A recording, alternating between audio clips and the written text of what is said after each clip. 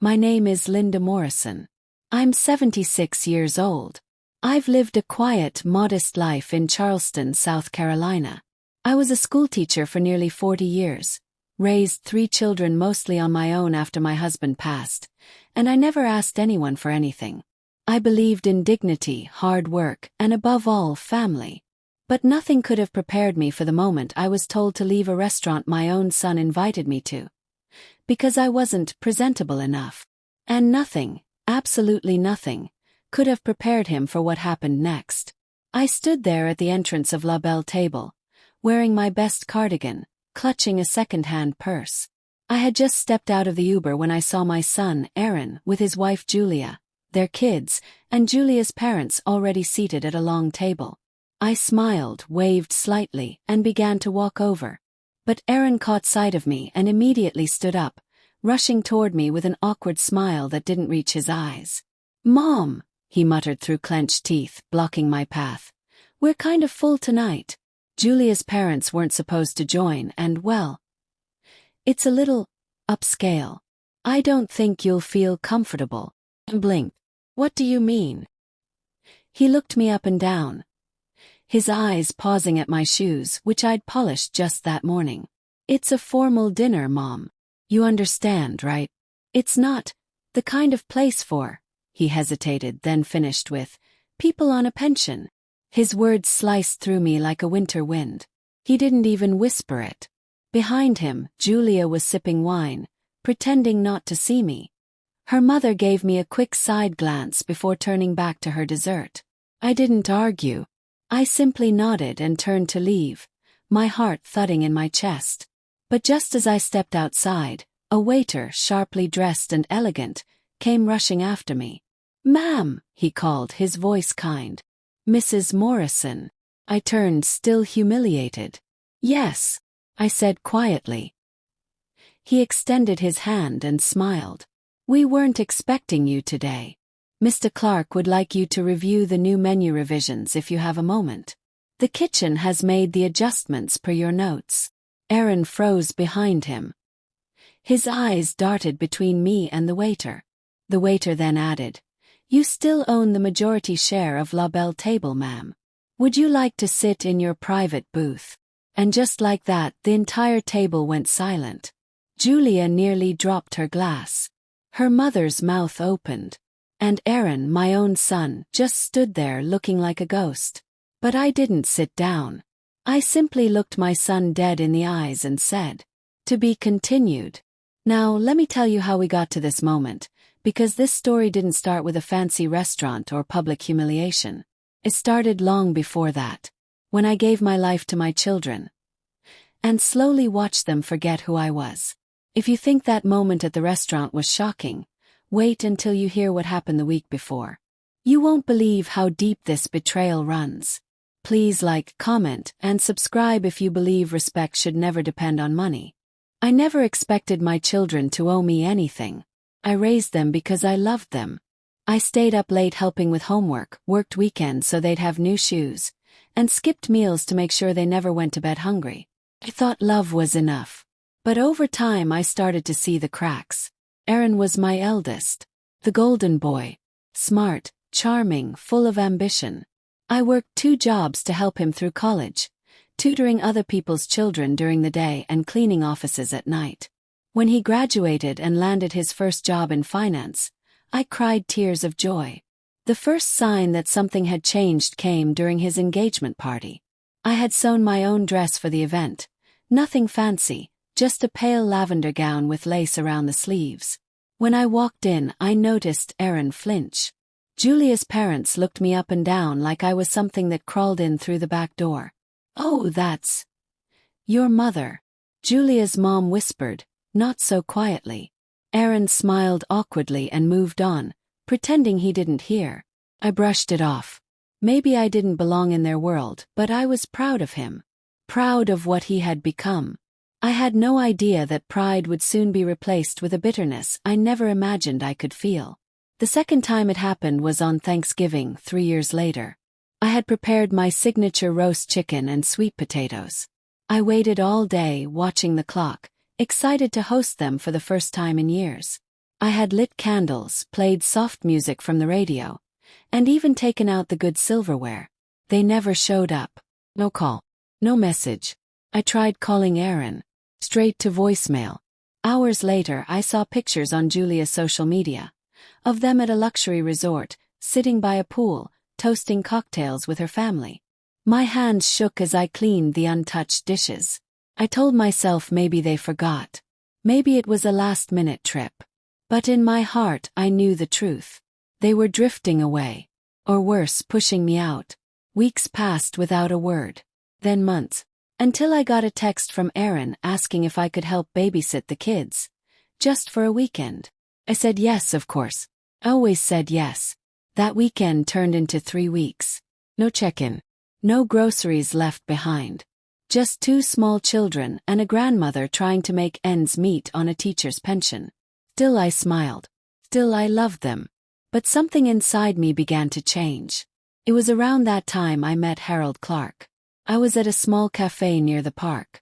I had spilled my coffee on the table trying to balance my coupon folder and my purse.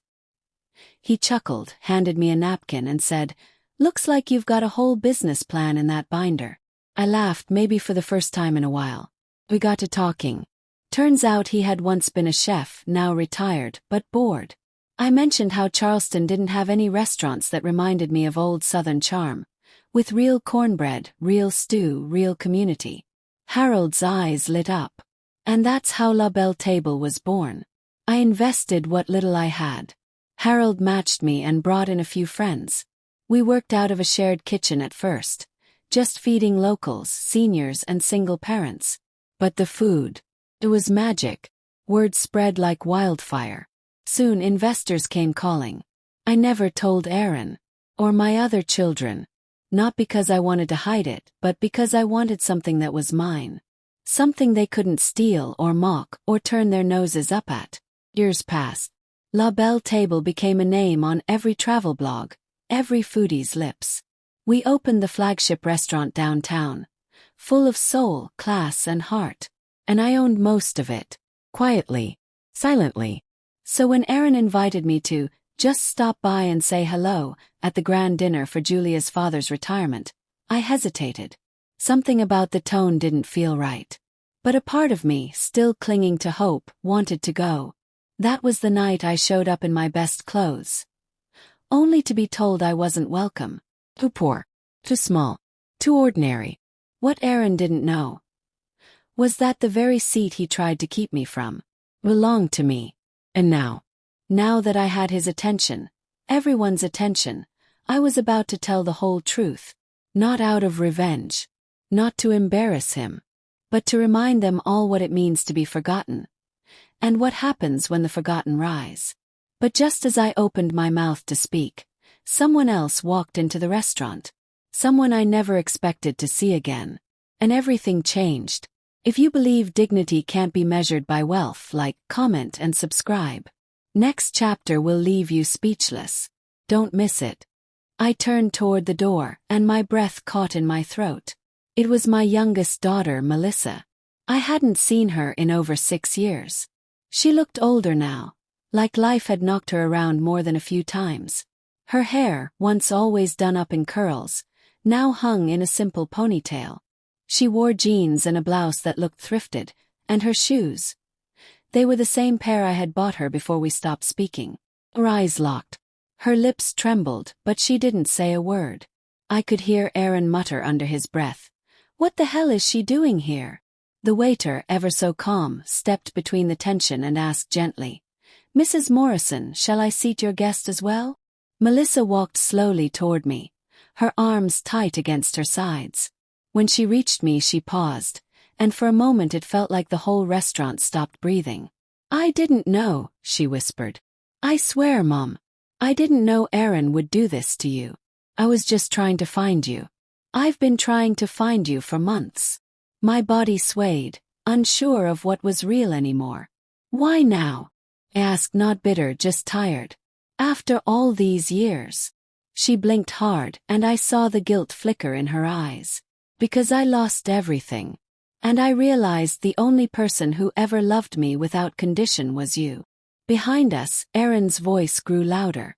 Oh, so now you two are playing victim in public. First you show up uninvited, and now you're bringing in strays. Seriously, Mom, are you trying to humiliate us? I turned around slowly. Aaron, I said, my voice steady. You invited me.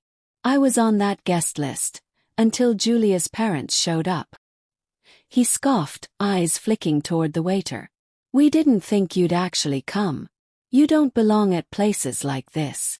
At that moment, Harold Clark, now grayer, now slower, but still regal, stepped out from the back of the restaurant. His voice boomed across the space. Actually, she does. And more than anyone here, she has a right to be.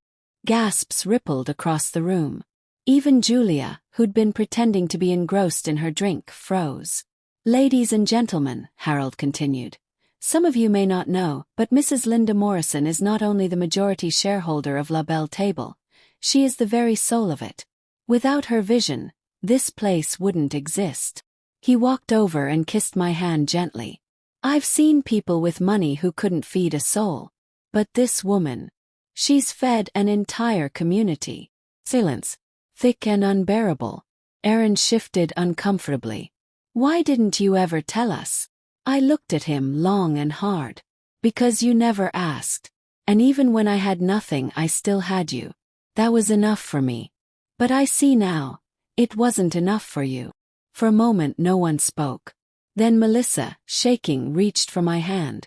Mom, can we talk? After this.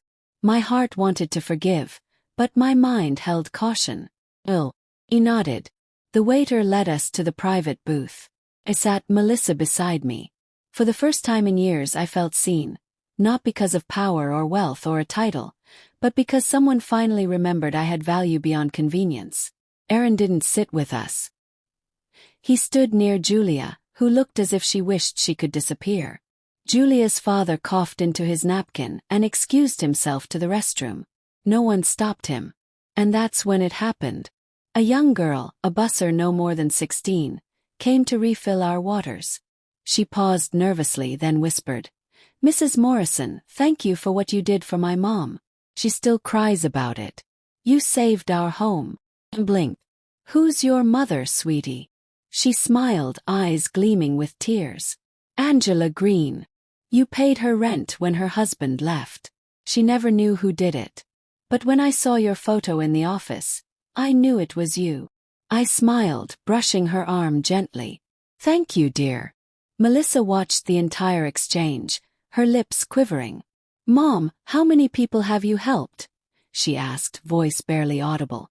Enough to remind me that kindness never goes unnoticed, I whispered back. But just as I thought peace had returned to my heart, my phone buzzed. It was a message from my lawyer. One I hadn't expected.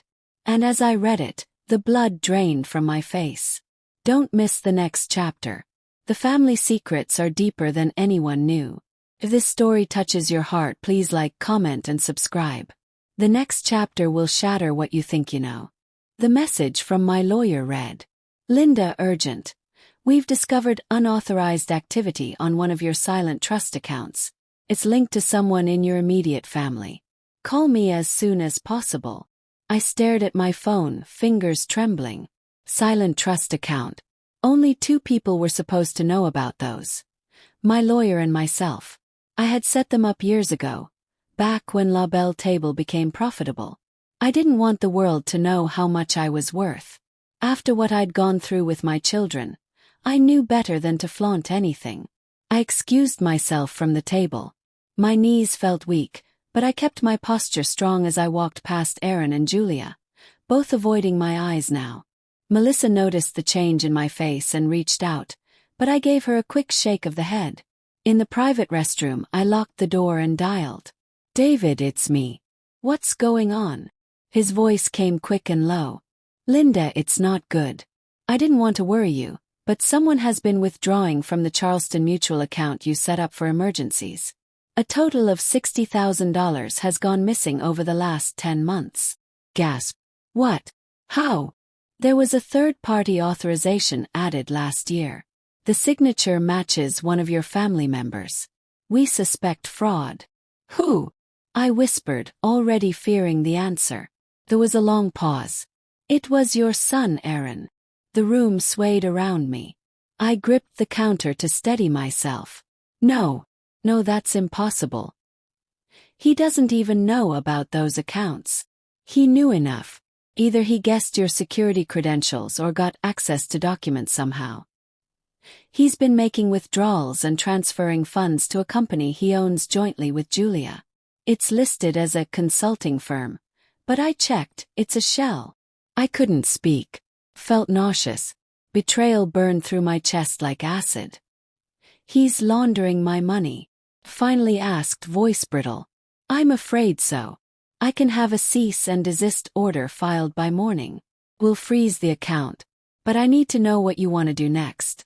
Criminal charges are on the table. Hung up. I couldn't breathe. Back at the table, Melissa's eyes followed me as I returned.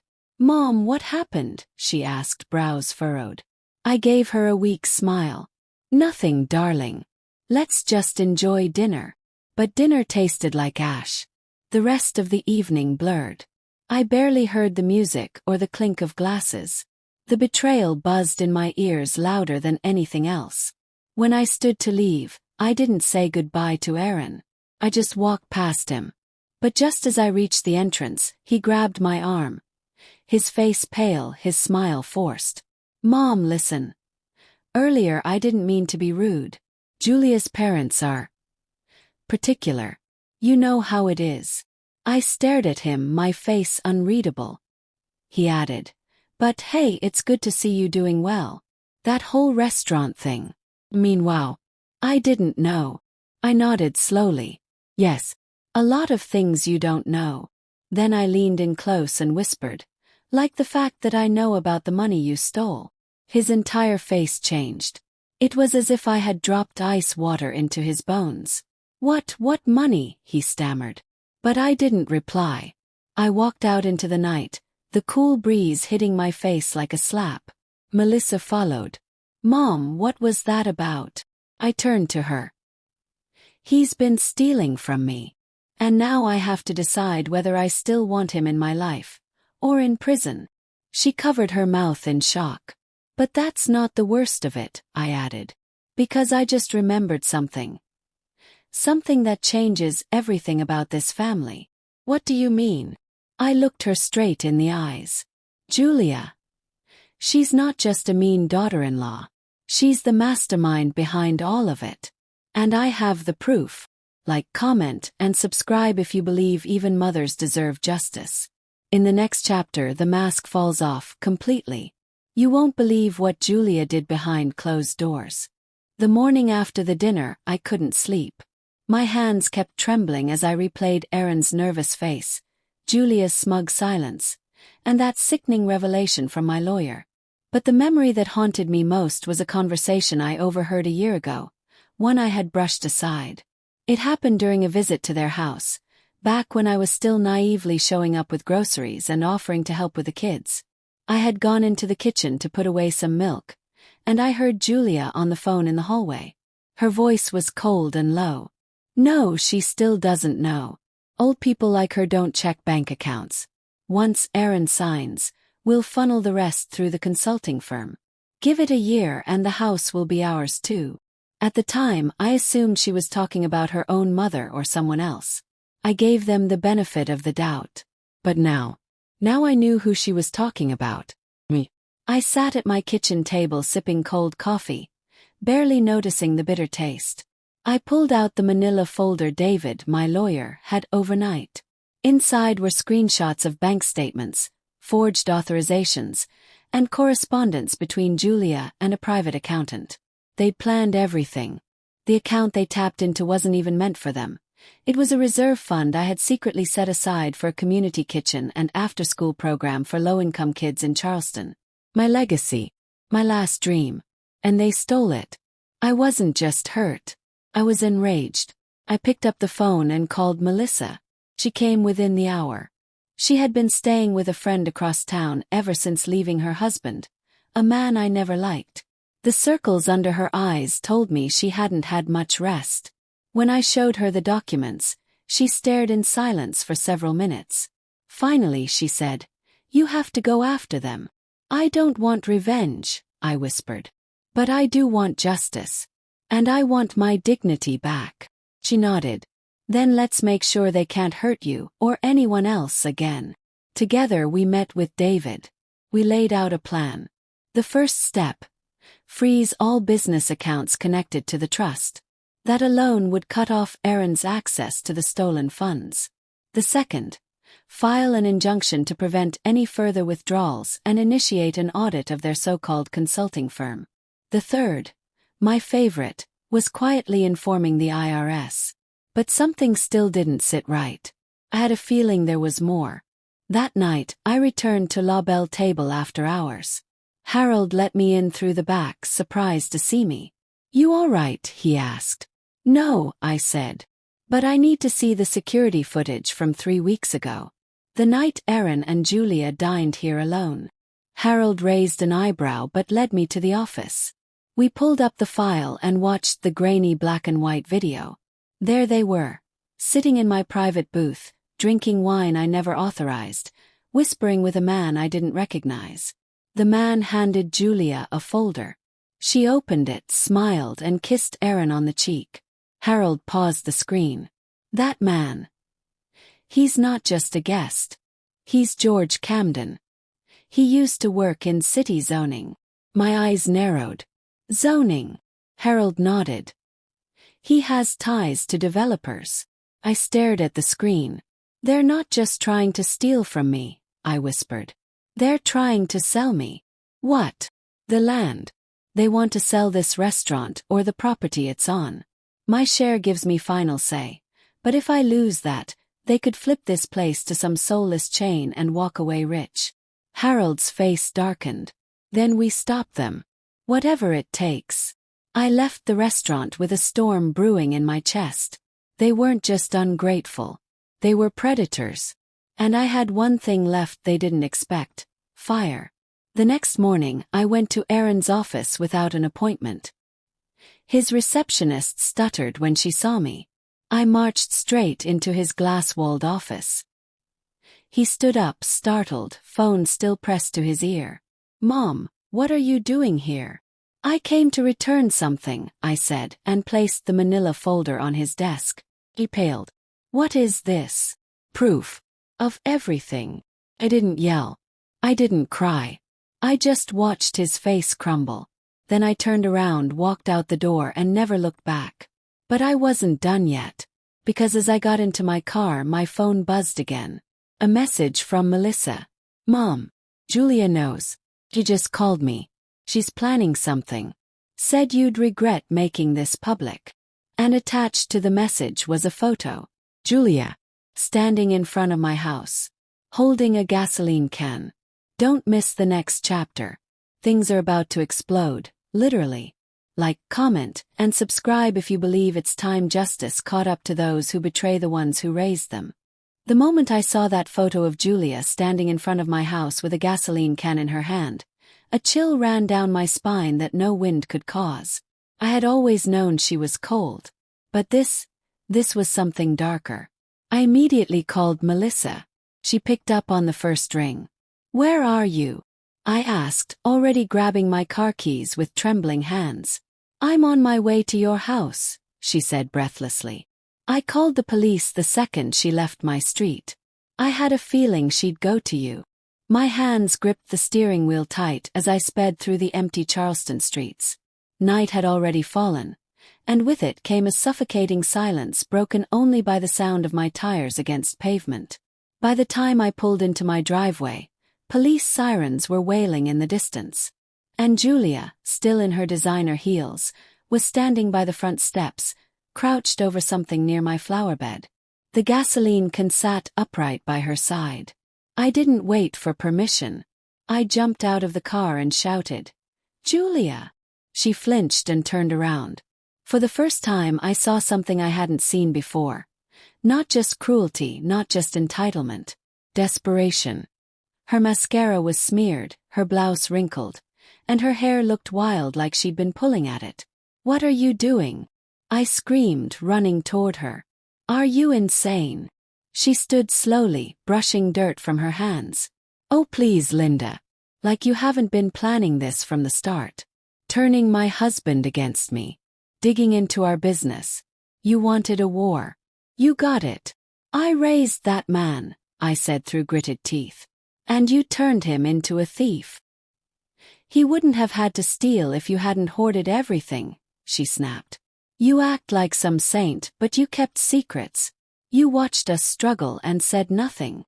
You never struggled, shouted back. You lived in a luxury home I helped pay for. You spent money faster than he could earn it, and you looked down on me every single day I stood at your door. The flashing blue and red lights lit up the yard as the police pulled in. Julia's face twisted. He was supposed to protect me, not you. The officers approached cautiously. Melissa jumped out of her own car and ran toward me, placing herself between me and Julia. Ma'am, one of the officers said firmly, addressing Julia. We received a report of suspicious behavior involving flammable substances. Step away from the can. Julia stepped back, feigning innocence. It was just for the lawn. We'd control. She's lying. They're all lying. But the officer didn't buy it. He reached for the can, sniffed the contents, and looked grim. This isn't weed killer, he said. This is fuel.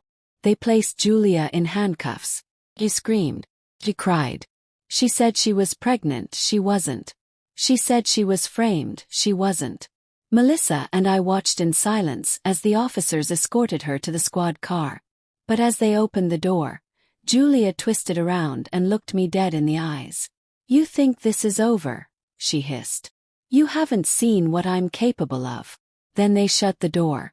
The car drove off, taking her into the night. The silence that followed was heavier than any shouting match. Melissa turned to me and whispered, Do you think she'll really come back? I didn't answer right away. I just stared at the gasoline stains on my garden. She already did, I said. And now she's burned her own life down. In the days that followed, the headlines spread fast.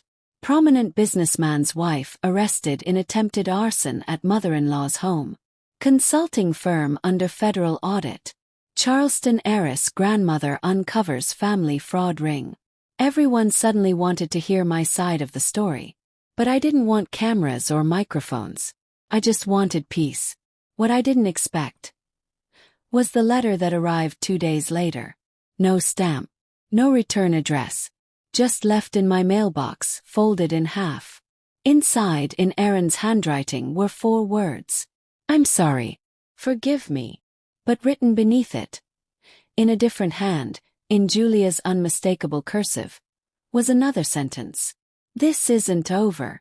Not even close. My fingers tightened around the paper. Julia may have lost the battle. But the war wasn't over yet. And the next move would be mine. Like, comment, and subscribe if you believe truth always finds its way to the light. Next chapter is coming, and the trap I set. It's already in motion. Don't miss it. The house was quiet again, but I no longer trusted silence.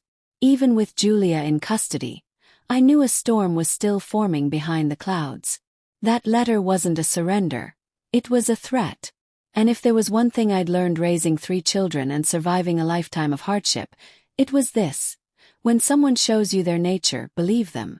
Aaron hadn't called. Not once. Not to explain. Not to apologize. Not to ask if I was okay. It was like he'd vanished, leaving behind a mess and letting his wife take the fall.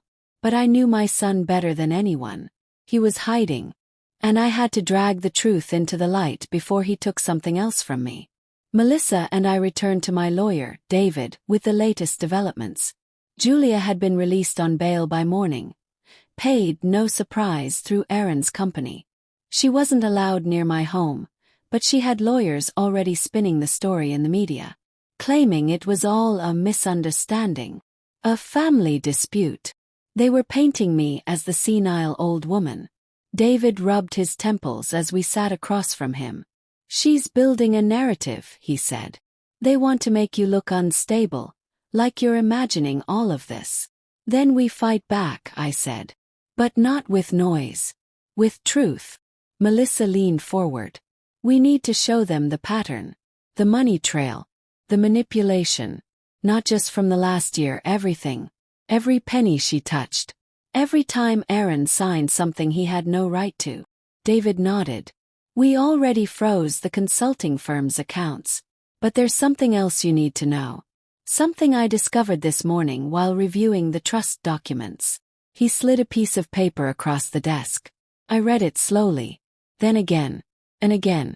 And my blood ran cold. The documents had been altered. My signature forged.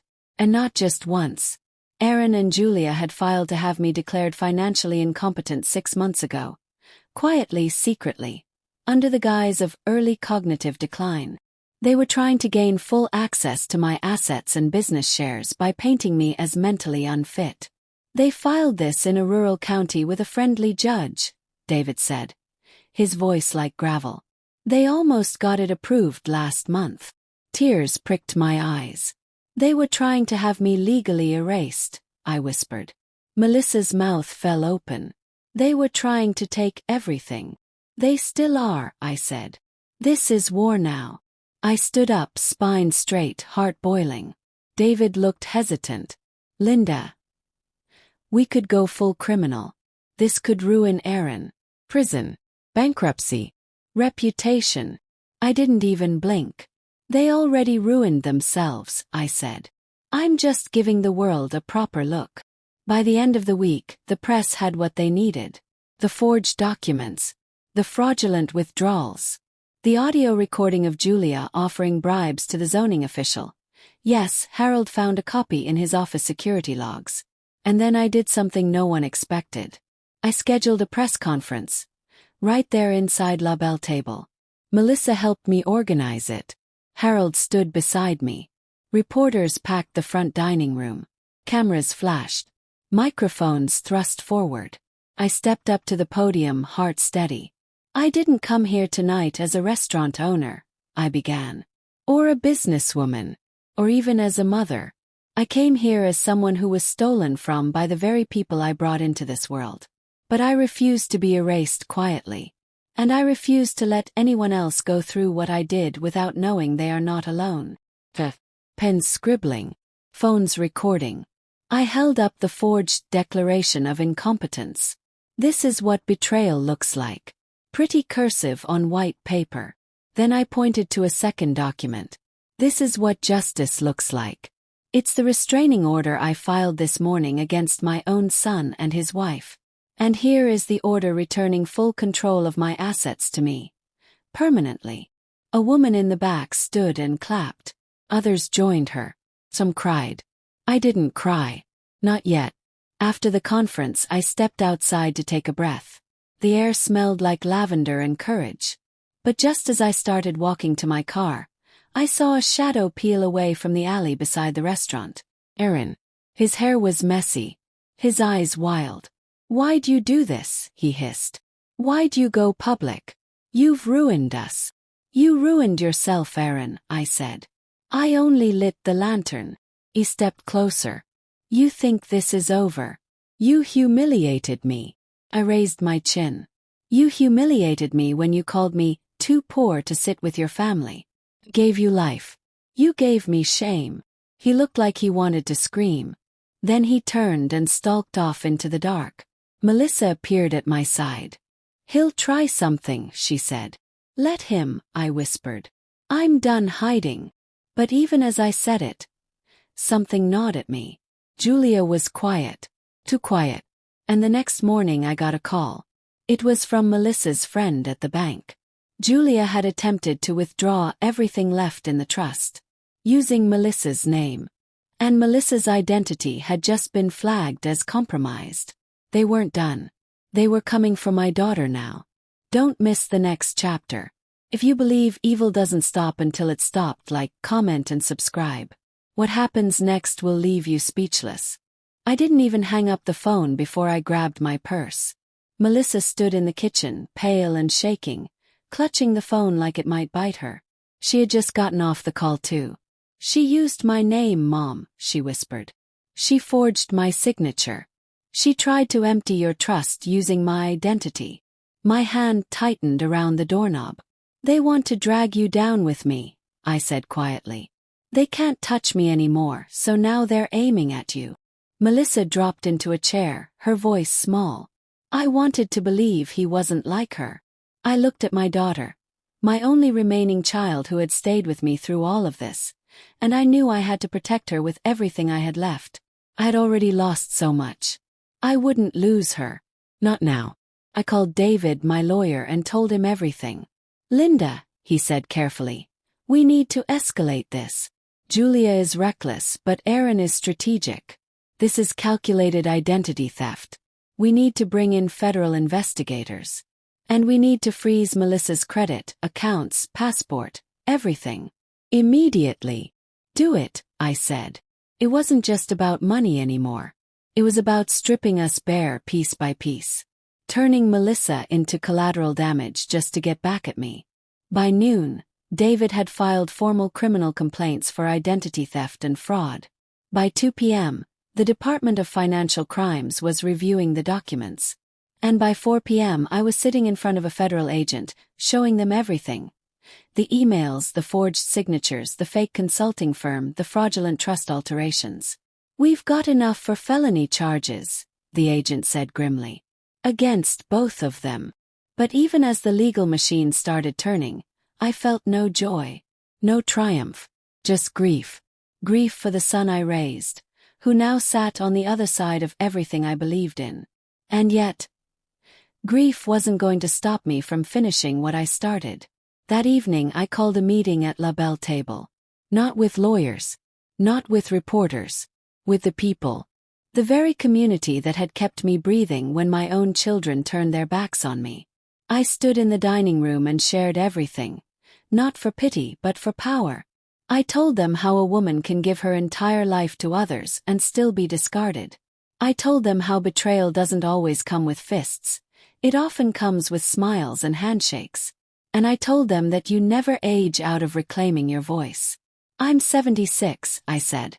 And this week I became the woman I needed to be 50 years ago. So if you're still waiting to take your power back, please know it's not too late. They clapped. They cried. They stood beside me. Then something unexpected happened. An older man in the crowd stepped forward and introduced himself as Judge Reynolds, retired family court. He'd followed the story in the news.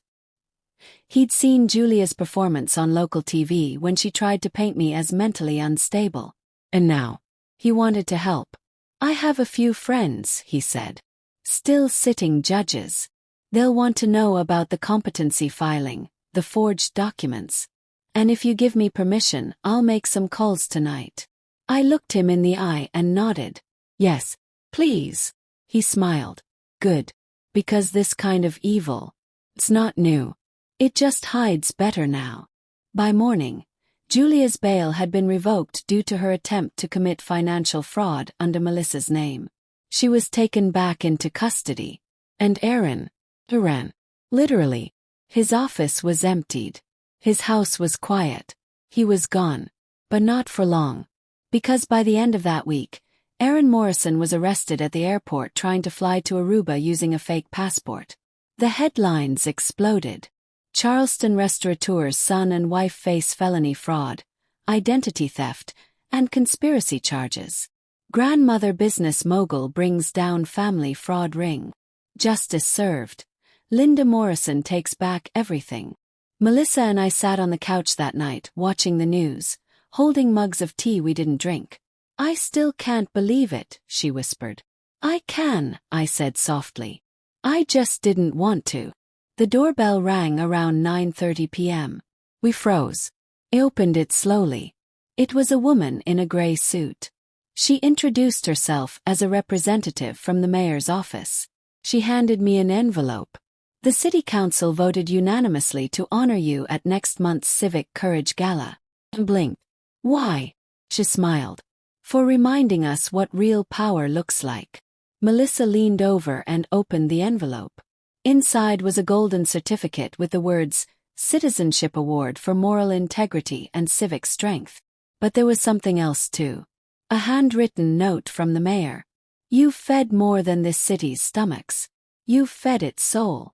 I looked at Melissa. Do you think he'll ever say sorry? She shook her head. Maybe. But we don't need it anymore, do we? Smiled. No, we don't. But just as I folded the envelope back up, my phone buzzed again. Single message. From a blocked number. You think it's over, old woman? Wait till the trial. I'm not done with you yet. No name. No number. But I knew that voice. Aaron. If you believe strength doesn't come from wealth but from rising after betrayal, like, comment, and subscribe. Next chapter will take us into the courtroom. And the storm you've been waiting for is just beginning. Don't miss it. The courtroom was colder than I expected. Not in temperature but in energy. Everything was sterile, quiet, too still. Like everyone was waiting to see which version of the truth would win. The one written in ink. Or the one written in scars. The trial was scheduled for 2 weeks after Aaron's arrest. Julia's charges had already begun their descent into the legal grinder. Identity theft, fraud, attempted arson. But Aaron's case. That was the real storm. He was being charged with felony financial fraud, forgery of legal documents, conspiracy to commit identity theft, filing false incompetency petitions. Melissa sat beside me every day. Her hands never stopped shaking, not even when we prayed. But she never left my side. She wore the same pendant I gave her when she was 16, an old brass heart that had been my mother's. I wore black, not for mourning, but because I had buried something, the mother I once tried so hard to be to Aaron. We sat on one side of the courtroom. He sat on the other. Aaron wore a navy suit, slicked back hair, and a smug expression that cracked every time his lawyer whispered something he didn't like. He refused to look at me. He looked through me. Like I was a stranger. Julia wasn't beside him. She had turned on him the moment she realized her freedom was at risk.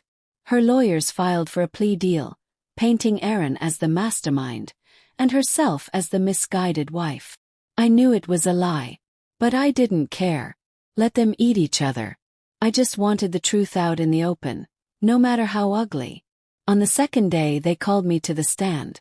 The courtroom fell silent as I walked up, each step echoing louder than the last. Took my oath, sat down, and looked at the jury. 12 strangers who didn't know me. 12 people who would decide whether my son would be punished or protected. The prosecutor began.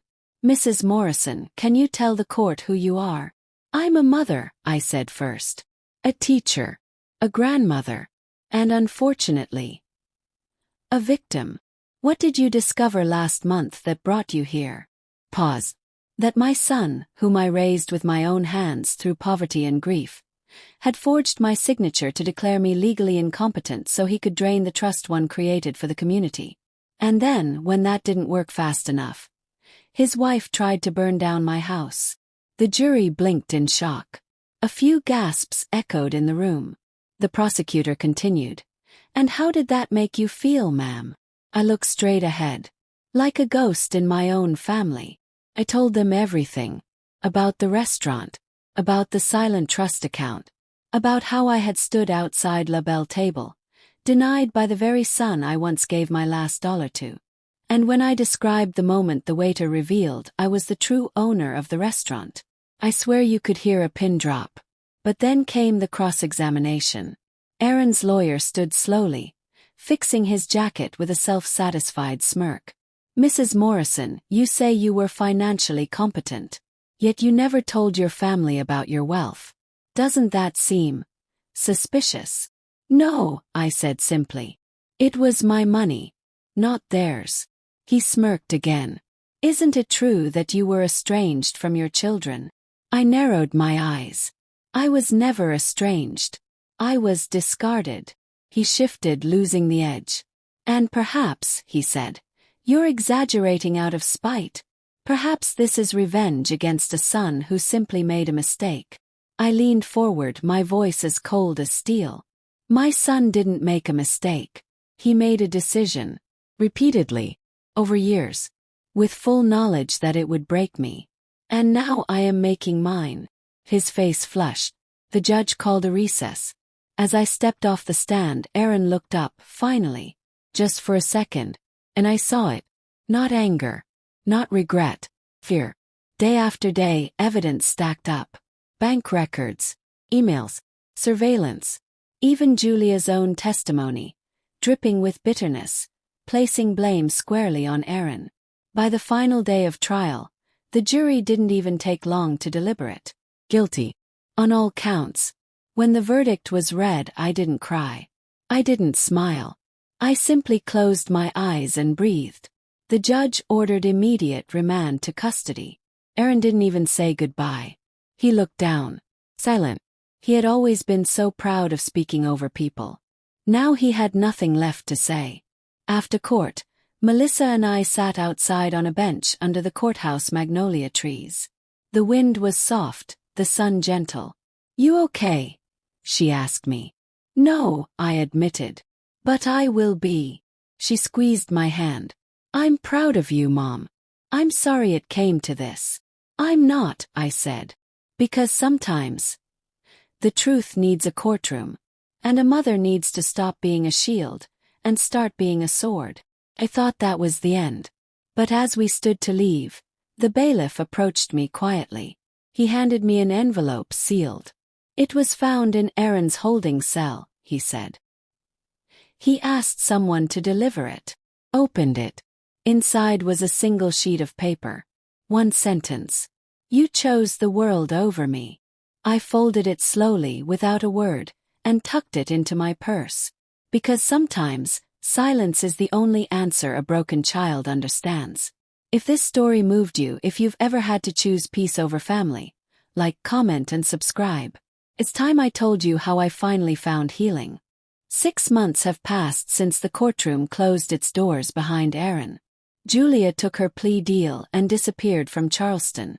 Last I heard, she was living in a small apartment in Florida, barred from ever operating any business accounts again. No one's seen her in public since the day the charges were read aloud in court, and I doubt anyone cares to. Aaron is serving a 7-year sentence in federal prison. People ask me if I visit him. I haven't. Not because I hate him, but because I finally learned something. Love does not mean letting someone break you twice. For the first time in years, I wake up with peace in my chest.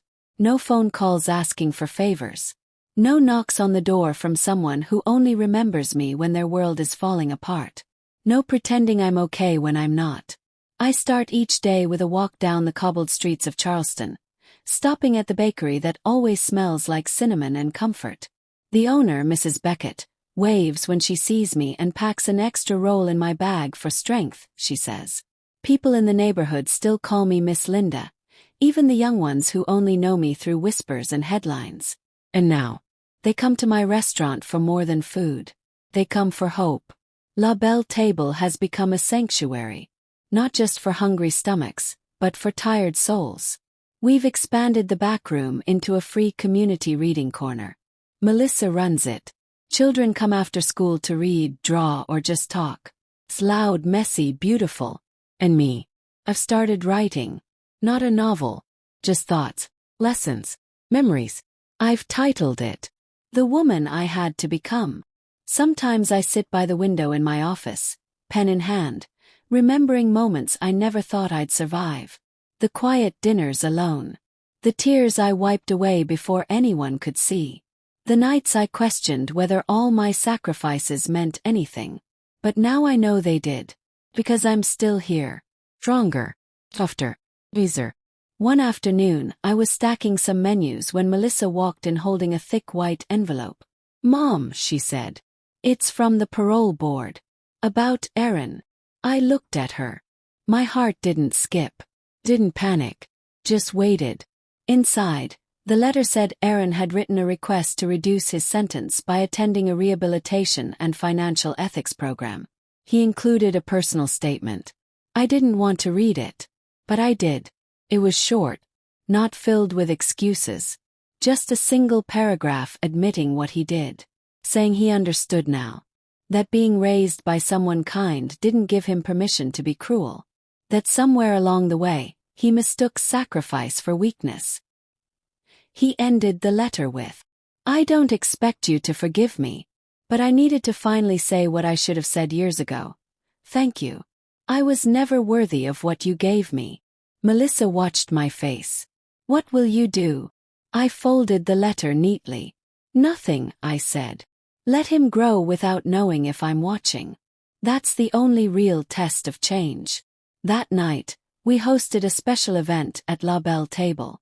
An evening for single mothers, widows, women starting over, women like me. We lit candles, played soft jazz, shared stories, laughed until we cried. And I stood up to speak. "I used to think my power was in what I gave," I said, voice steady. "But my real power came the day I decided to take something back. My voice, my worth, my seat at the table." There was a pause, then applause. Later, Melissa and I sat out back under the stars. She rested her head on my shoulder. "I'm glad you didn't vanish, Mom," she said quietly. "I thought about it," I admitted. "But I realized, the greatest revenge isn't disappearing. It's standing tall where they tried to bury you." She smiled. And then, almost too perfect to be real, the waiter walked outside and handed me a note. No envelope, just a folded receipt paper. "Thank you, Miss Linda. You gave me my first job. My mom said to tell you she's 3 years sober now, because of the food you sent her when she was alone." I read the note 3 times. Then I closed my eyes and let myself cry. Not tears of grief, not even of victory, just the quiet, soft tears of a woman who has finally come home to herself. So if you're listening to this story and you've ever been told you were too old, too poor, too invisible, or too broken, please know this. You are none of those things. You are still here. And that's enough. If this story touched you, if you believe in second chances, quiet strength, and the kind of power that doesn't need to shout, please like, comment, and subscribe. Your story matters too. Thank you for walking with me to the very end. Miss Linda.